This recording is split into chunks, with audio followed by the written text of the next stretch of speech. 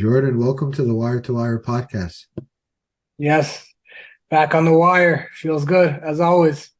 It's not even like a welcoming anymore. It's just like, I'm here. I know, I'm yeah, back. exactly. Yeah.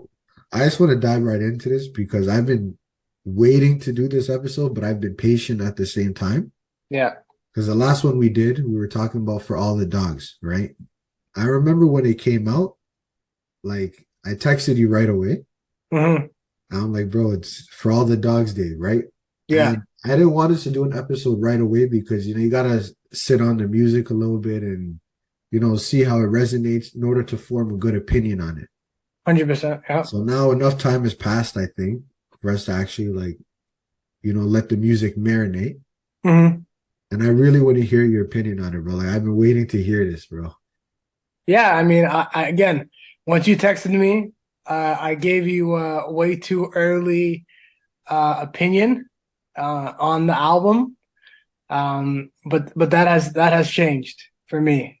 Um, I guess let me, I guess, take you back in terms of what it was like, what the experience of listening to it, alongside a lot of reviews and Twitter and all this media that comes around, all these critics and opinions that come around once a Drake album drops, right? So, um, first thing, it got pushed back, right? So it got pushed back to 6 a.m. Usually albums drop at midnight. He pushed it back to 6 a.m. I wonder if people will start doing that because it, it does make sense, especially in the Eastern time zone, in terms of no one's listening to albums at 3, 4 a.m. regardless, right? People get up around 5:30, 6, 7, depending on their morning routine. And then the first thing they're going to do is they're going to throw on that album, right? So again, soft. He has his table for one episode that he does at 12, right? Then, oh wait, actually he did it at 3 a.m. into 6 a.m. when the album came out at 6 a.m. And then off of the first listen, really and truly, um, it did seem a bit all over the place. Uh, I didn't love the sequencing of it.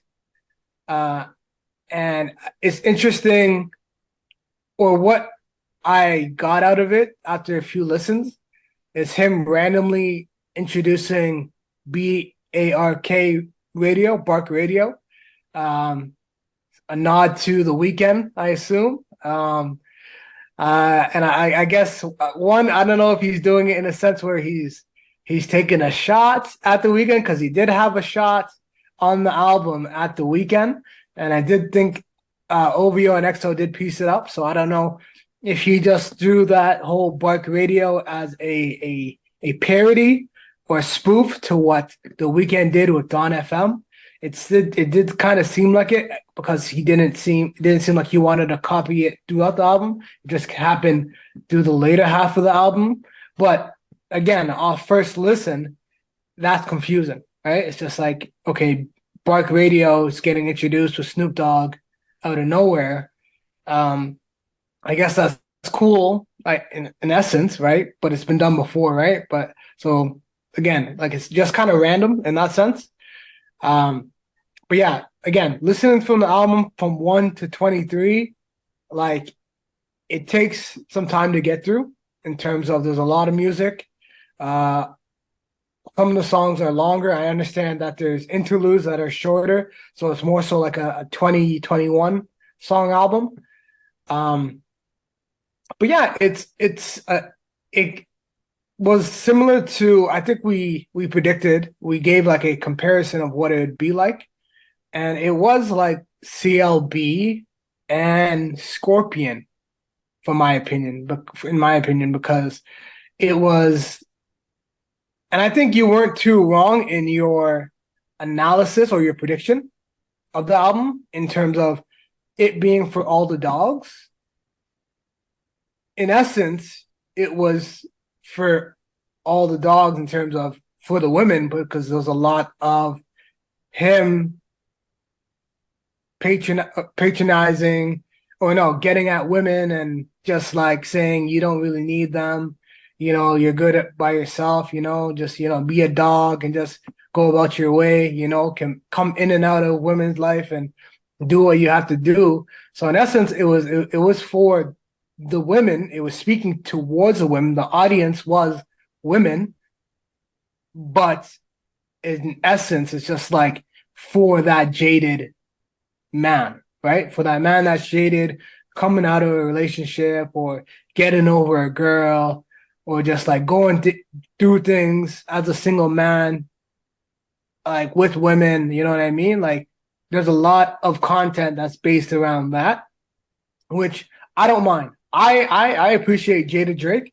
Like for me in a relationship, like I still appreciate like a jaded man speaking into that content because I know how devious women can be. We understand the culture, so a lot of those things when he's just like getting at women, like it's like one score for the man at the end of the day, right? But so again, in terms of like the content, like like it was okay. The theme it just didn't seem like a cohesive project. But again, the theme was there. There was a clear theme. Um, the features, Sexy Red, we got that prediction. Yeah. Again, it was more so the prediction was people that followed him around tour, right? So Tizo Touchdown, we saw him come up with Drake as well. We've seen Sexy Red on tour with Drake, so that made sense. SZA, I guess I don't know where that came from, but SZA featuring the Yeet feature. That's more so um, going into a specific target audience, of course. So and that song's almost going number one. So that's the features were okay. I'm not mad at the features. And then he had the Uh, J. Cole feature too. he had the J. Cole feature. I think we need a whole discussion about that song, to be honest. But yeah, let me not go on too much about the album. Again, I think it's a solid project. Over time, I enjoyed it more. I like to listen to that album specifically on shuffle. I think it's a playlist. I see it more as a playlist than a album that you listen to from front to back. It's just throw it on. You're gonna hear a one, two songs that you enjoy on the project. Like I understand the scrutiny, and again, it's Drake versus Drake, right? We're comparing him to what he's done in the past or what he hasn't done, right? So I understand that as critics, we over scrutinize his art, and art is there to be scrutinized. So as media people, we are allowed to do such, right? So again, I understand the over criticism of the album. Like, would I say it's his best project? No, I don't. I don't think it's his best work. Well, I say he performed well. Yes, I think he did perform well on the album, right? I think he did perform well on certain songs. He delivered.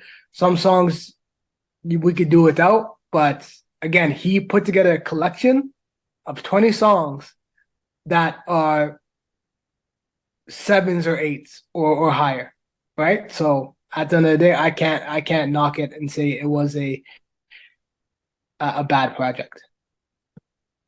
Okay, so if you had to give it a score, Mhm. like a score 1 to 10, what would you rank it? I would rank it like a seven. 7? Okay. Yeah, So yeah. you said something that was interesting that I kind of want to build build off of because it was Hmm. in line with what I wanted to say. When you say that it's Drake versus Drake, right? Hmm. So I want to start off by saying that I do notice that there is this trend where every time Drake drops a project, and this started back in his Take Care days, people immediately go to, well, I didn't really like this album. I like the last one better. So like he drops Take Care. Well, I like Thank Me Later better. Hmm. Right. Then he drops Nothing Was the Same. Oh, I like Take Care better. Right. Then he does If You're Reading This Is Too Late. I didn't really hear it as much with that one. Right. But then when he did Scorpion, Yeah. no, sorry, it was Views. He did Views. Views. Yeah. Oh, I liked If You're Reading This Is Too Late, Drake better. Yeah. And then when he comes with Scorpion, oh, I like Views Drake better. Hmm. So I find that this is a pattern, right? And in terms, like for me, when I listened to this album, like, because I already started my day at 5:30. Hmm. So then, I just went about my day and I saw that it dropped. I'm okay, so I just had it playing in the background while I'm getting some stuff done, right? And then the first track, I'm like, oh, I like the instrumental on this, right? Yeah. But the And then Frank Ocean sample, yeah. and I'm like, as I heard the instrumental, I'm like, he's either gonna give us a Tuscan leather type, Hmm. or he's gonna give us the opening track on Views, I believe, is like Keep the Family Close. Yeah. So I'm like, I was kind of leaning more towards the Keep the Family Close, Hmm. but because the title was Virginia Beach, people thought, oh, it's gonna be a Pusha T diss track. But Yeah. I'm like, no, that's too obvious. I think Yeah. he's Yeah. using that name to get people to spark people's attention to get that speculation going, but I didn't think he was gonna do it. So when I Hmm. heard the beat, I'm like, I think this is gonna be more of a keep the family close type of song. And that's what it was, right? And then the Bark FM thing. So I didn't really take it as he was trolling the weekend, but now Hmm. after hearing you say that, I could see that reasoning. Yeah. I just personally think, and I told you this before I said on the podcast, I think he has a very, I don't want to say obsession, but he really looks up to the weekend in terms of how he creates music and how he makes music. 100%. I'll agree there. I feel like he sees the weekend, he listens to the weekend's music, and he's like, damn, like there's a reason why he was almost recruited to be a party next door. You know what I mean? 100%. He like Drake envisioned what party is right now. It just set aside, whatever it's writing or whatever he does for Drake to, I guess, bolster the sound is what he had envisioned for the weekend. But he clearly couldn't keep a guy like the weekend under wraps, And right? that's the And I thing. think as fans, we um, benefited from that for sure, right? 100%. Because Yeah. Drake was looking at the weekend to be a party next door type of artist. Hmm. But the weekend was looking at a Drake like that's the type of artist I aspire to be, Yeah. right? But he just saw an opportunity and he took it, right? Hmm. And I think although Drake is really, I told you, I think their dynamic is very strange because if you go back, we did that video last year, Yeah. right? Where we broke down our favorite albums of the year. And I talked about how I thought that they were having a very strange petty back and forth. Well, Drake was having a strange petty back and forth with the weekend. Hmm. And it all starts with him opening his show in Toronto, right? So Drake, he did that video outside the building. What was it? 11 years ago, I Yeah. was sitting right here when I first heard his song, Yeah. Yeah. I remember and he this. was kind Yeah. of extending an olive branch, like, hey, if I can like bring up some good memories, maybe he'll bring me out as a guest at the Skydome. Hmm. And then it didn't happen both nights, Yeah. right? And then I think he felt salty about it. And then I told you he posted that thing on his story. Like people can go back and you guys can watch that video. Hmm. But I say all that to say that he looks at the weekend as like a musical muse that he just, for whatever it is, maybe it's the authenticity of the music, maybe it's his writing style, maybe it's the delivery, maybe it's how he's always going outside of the box and one upping himself. It's just Yeah. something about it that he admires, I think, right? Yeah. Yeah. So It's I like a think Professor X Magneto type of rivalry in that sense, where they respect exactly. each other, they respect each other's craft, but they also see each other as competitors, but in a respectful sense, like almost like a Ronaldo Messi type environment as well. Yeah, and I think well now like I saw like some of these fan pages on social media. I saw that now that Drake unfollowed the weekend on Instagram. Mm, mm. So that Well, kind of makes again, me there was a shot at the weekend on the album. Like he did yeah, so say on Members Only, I believe, he said girls are riding around to party, not the weekend, something along those lines, right? yeah, So so I think there is like he has a little animosity there. And I Yeah. think it just feels like, yo, I've always bigged this guy up. I've always showed him love. I've extended olive branches, and Yeah. he's always like, he never, publicly does the same for me, right? Yeah. And I think he feels a way about it, right? Yeah. I agree because Drake is a guy. He does it with J. Cole. He does it now with Kendrick, but all the other like people he'll try to work with and try to like, you know, build some type of friendship with or shout them out, or you see him with Future or whoever it is, like he likes relationships, 100%. but he likes to be in control of what that relationship is. Exactly. And he even said it himself, like when he did his interviews with like when he's done his interviews in the past, like the most recent one with Elliot Wilson, when he was like all those years that had passed that we never made music together, right? So Mm-hmm. I know for the past 12 years, he regrets and it bothers him that he's never been able to collaborate with this dude. Yeah. And I think the weekend looks at it like I'm making great music on my own, so I don't really need to collaborate with you. Because Well, yeah, the last yeah, time they worked together was like 10 years ago. It was on I believe it was Kissland on Live For, yeah, right? yeah, That was the last time they ever collaborated together. Never yeah. collaborated since. And I just don't think the weekend feels the need to work with this guy. That's what I'm saying. Drake more needs the I guess the popular audience in terms of like what other people like he needs the hot rapper or the hot artist to I guess balance off of, right? To I guess create together. Weekend could just go Weekend's more Kanye, right? Weekend could create do his own environment that he puts together. Whatever idea he has set forth, he can just put it together, and it's gonna be different. It's gonna be unique to the weekend, and it's not gonna be anything that you heard ever before. Uh, Drake, it's gonna be familiar sounds, right? That the I guess the general public that they're already aware of, right? yeah, It's just more the excitement of, oh, it's this attached to Drake. It's this artist attached to Drake. This artist attached to Drake. That's the excitement that you get off of Drake, and Drake knows that as well, right?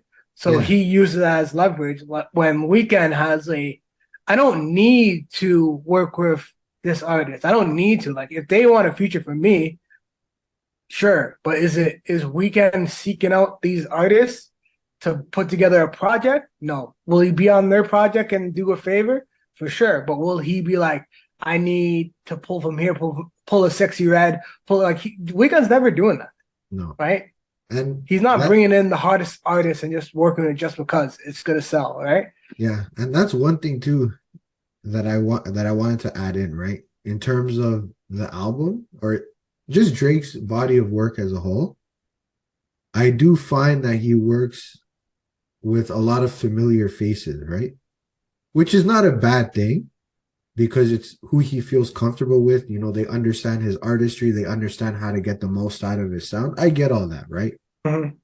But I think the key difference between the both of them is if you look at, from album to album, The Weeknd's always switching out his producers, right? Yeah, And he's trying to capture new sounds. yeah. So you'll see him work with like a Gesaffelstein and, now he's working with Swedish House Mafia. Swedish Yeah. House Mafia. He's working with this guy at OPN. Mm-hmm. Now he's been doing a lot of work with Mike Dean, right? So he's Mm-hmm. always switching out his producers. And it's not that he's not loyal to the people he works with.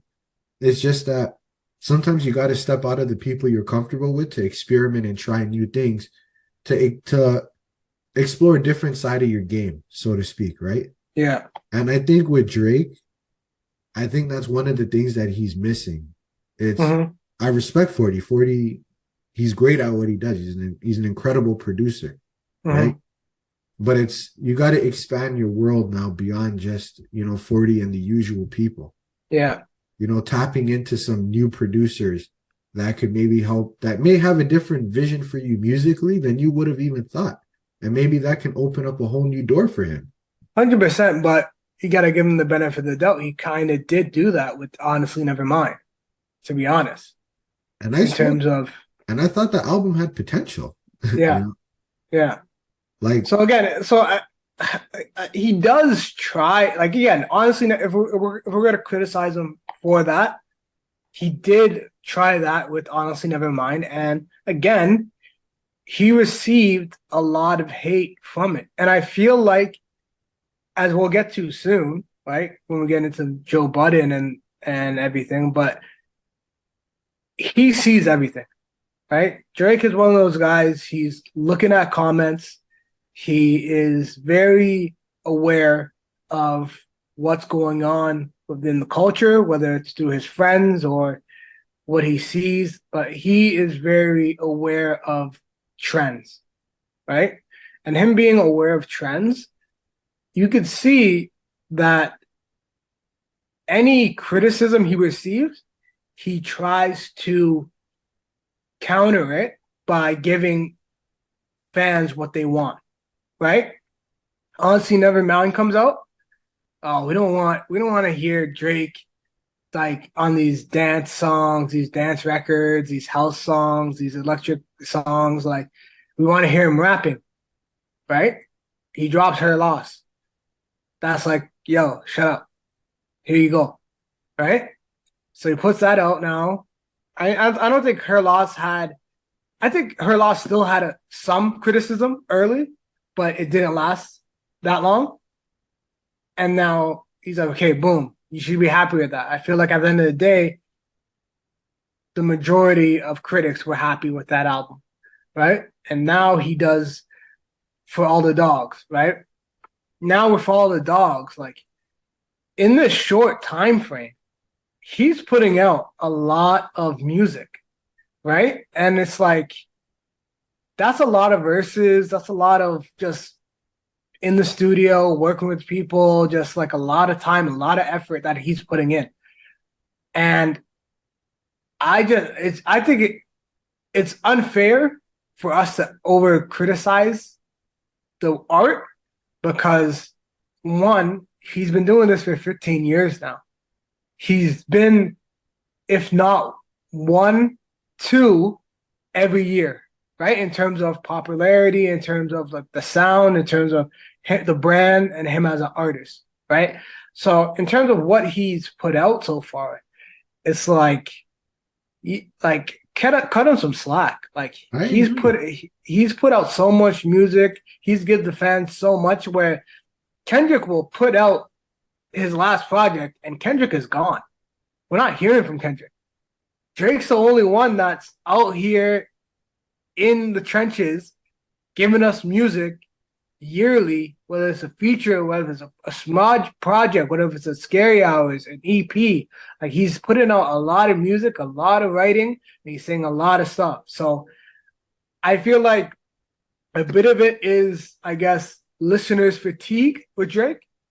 And I guess in terms of the same producers, it's the same sound that we're getting.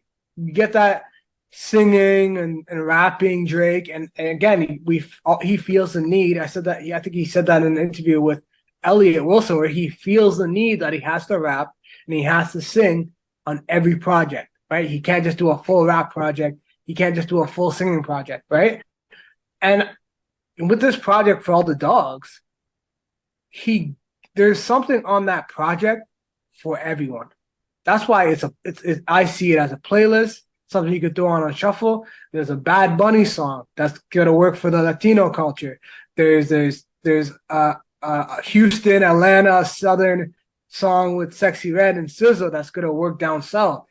There's your Toronto song, The Party. There's your song with Yeet that's gonna work for that younger demographic. There's his singing and rapping songs. There's Tizo Touchdowns, which is like a new target demographic as well. Like there's still the Drake that we know and we love in that album as well. So when I sit back and analyze it from that point of view, it's like he gave us a lot. I You know agree. what I mean? And I I agree. just still feel like he I'm glad he's taking a break. I'm curious to see life or music without Drake's influence in these next couple of years, as we see hip hop in a slight decline right now. Just a slight. And a downward trend, a downward Like, trend. here's the thing with Drake, right?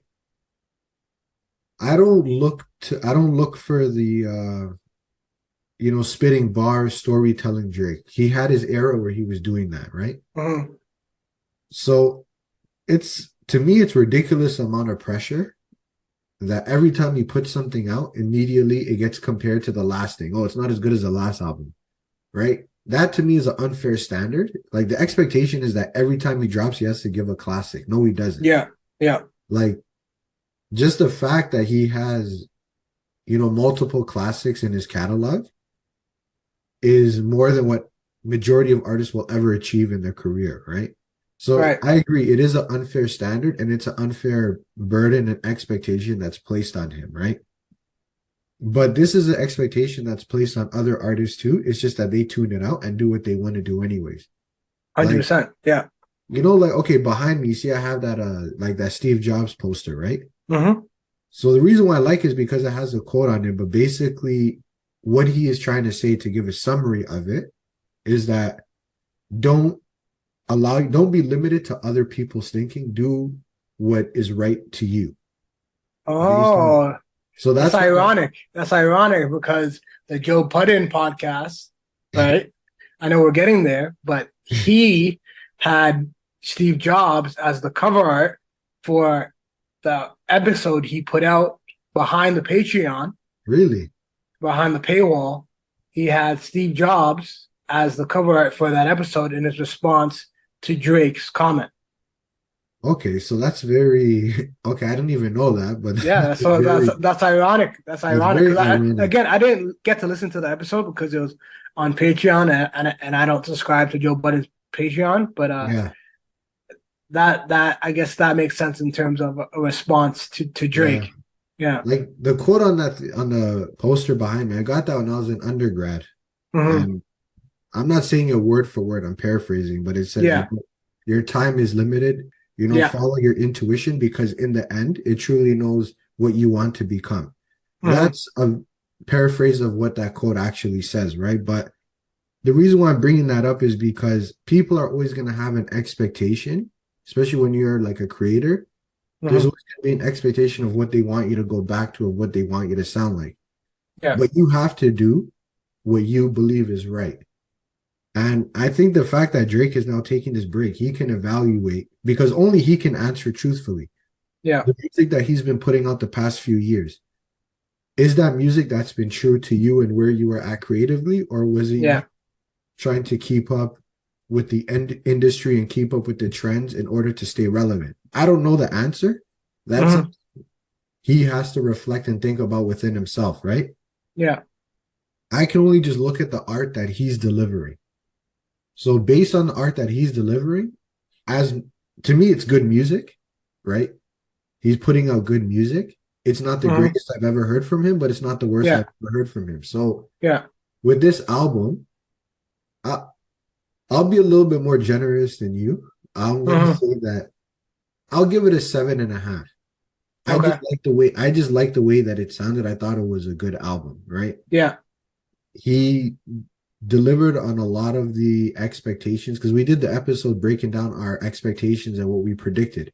Yeah. So he met a lot of those predictions. Like we both said that there'd be a sexy red involvement. There was. Yeah. I said that he would make an album that gravitates more towards women. Yeah. And I was kind of shaky on that prediction because when I heard the Sizzle song, I'm like, okay, that's where he's going. Yeah. But then he dropped the timestamp song, and then I was like, oh, I don't know, maybe I'm wrong. Yeah. And then when I heard the actual album, then I felt confident in my prediction. Like, Yeah. okay, Yeah. You're pretty spot on, to be honest. Yeah. I'm like, he Outside of did. like me thinking that like, oh, he's just gonna have like Lotto and all these people on it to make it like super for the bitches, but like in essence, the content and the theme was directed at women. Yeah. Yeah. And that's what I thought it was too, right? But again, like the music sounded good to me. So I didn't Mhm. really mind that's what he was doing because that was my expectation going into it, right? And then, he did stuff enough.